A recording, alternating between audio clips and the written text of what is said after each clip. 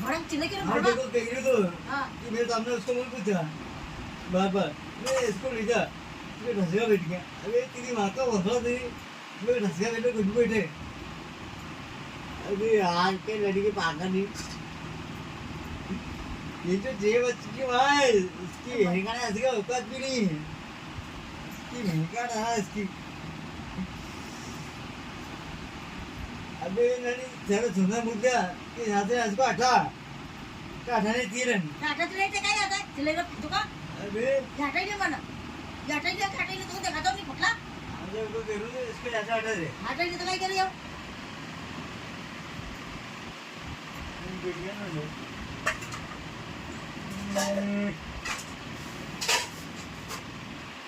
अरे कहाँ भाई ये रे